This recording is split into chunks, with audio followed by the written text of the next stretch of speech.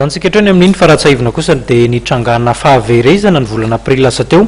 anivon'ny Parc résidus izay toerana fitobian'ireo akora tsy ilaina eo anivon'ny orinasan'Ambatovy Nitondran'ny tompon'andraikitra ao an-toerana fanazavana moa ny mikasika izay.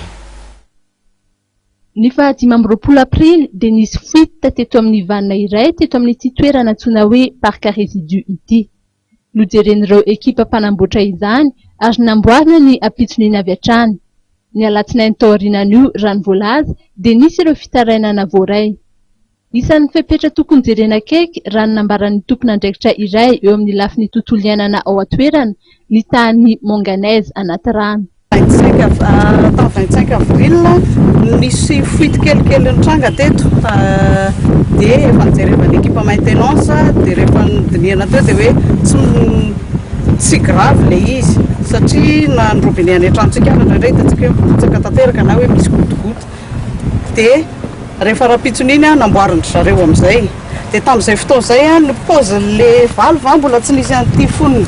ty boaty ity mbola tsy isy an'io tamin'izay fotoana izay dia voamboatra le izy fa nefa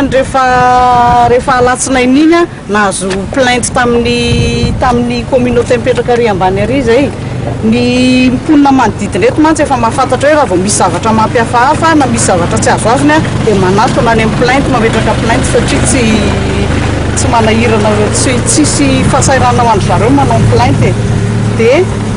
efa vita zany ty zavatra ty tamin'izay efa voatapa efa tsy nisy fuite tsony fa ny rano tany ambany tany no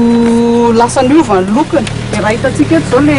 le ravinala niova ny lokony satria rehefa ny fuite avy eto dia tsiritika be anankiray dia mivadika tany ambadika tany dia nidina nanaraka ny loasa dia tonga tany amin'ny ranony olona tao amin'ny ambanimbany tao dia nanomboka tamin'ny 29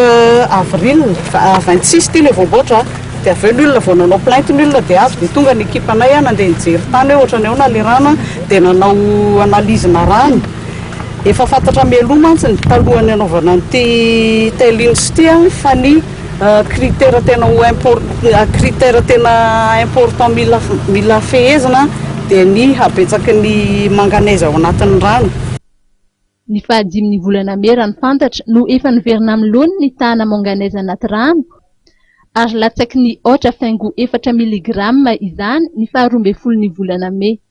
Raha ny tokony ho izy dia mielanelam-potoana na périodique ny fanaovana ny contrôle fa rehefa misy kosa ny tranga toy izay niseho tamin'ny volana Aprily izay dia maraina sy hariva no anatanterahana izany contrôle izany.